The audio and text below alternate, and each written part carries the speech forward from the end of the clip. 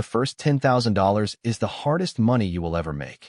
Charlie Munger, a billionaire investor, once said you have to get your hands on $100,000, even if you have to walk everywhere and eat nothing that wasn't bought with a coupon.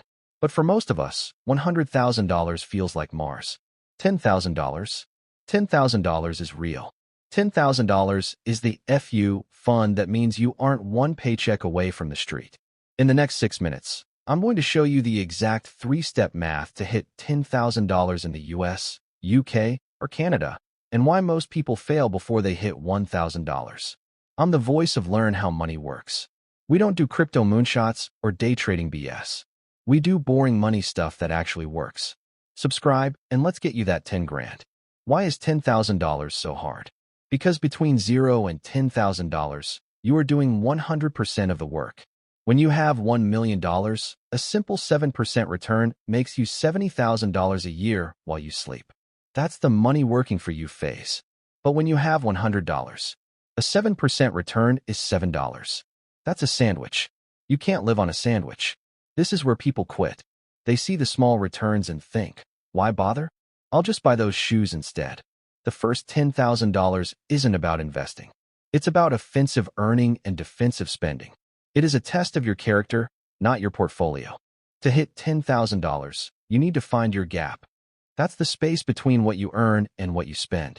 If you live in London, New York, or Toronto, your rent is eating your soul. I get it.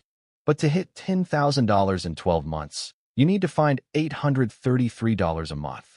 USA, that's about $27 a day. UK, that's 650 pounds a month, or 21 pounds a day. Canada, 833 Canadian dollars a month.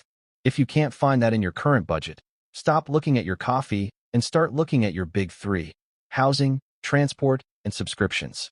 If you're 22, get a roommate. Take the bus. Cancel the 14 streaming services you don't watch. If you don't widen the gap, you're just running on a treadmill. You cannot frugal your way to wealth if you only make $20,000 a year. You need more shovel. If you're in the US, look at high-income skills. Can you edit video? Can you manage ads? In the UK, look at side hustles that take advantage of the £1,000 trading allowance. That's £1,000 you can earn tax-free before HMRC even cares. In Canada, use the high minimum wages in provinces like Ontario or BC to your advantage by picking up overtime shifts specifically for the 10K fund. Treat your $10,000 goal like a second job. Put every extra dollar, pound, or loonie into a separate account. If it stays in your main checking account, you will spend it. This is where people mess up. They try to trade their way to $10,000. They buy a random AI stock or a meme coin. Do not do this. When you are building your first $10,000, you cannot afford a 30% market drop. You need a high-yield savings account, HYSA. In the US, look for accounts with 4% or 5% APY. Use Marcus by Goldman Sachs or Ally. In the UK, look at a chip account or a cash ISA if you want it tax-free.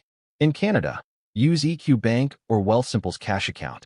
At 5% interest, your $10,000 will earn you $500 a year for doing nothing. It's not a lot, but it's the first time you'll see your money having babies. That's the moment the light bulb goes off. Once you hit $10,000, something magical happens. Your mindset shifts. You stop thinking in weeks and start thinking in years. $10,000 is your peace of mind fund. It means when your car breaks down or your boss is a jerk, you aren't trapped. From here, the jump to $20,000 is twice as fast because you already have the habits and the interest is starting to help. The first $10,000 is a grind. It's boring. It's saying no to nights out so you can say yes to your future self. If you're committed to hitting your first $10,000 in 2026, comment, "Staying broke is not an option" below. I'll be checking the comments to see who's actually serious. Subscribe to learn how money works. In another video, I'm showing you the 3 credit cards that actually pay you to use them. See you then.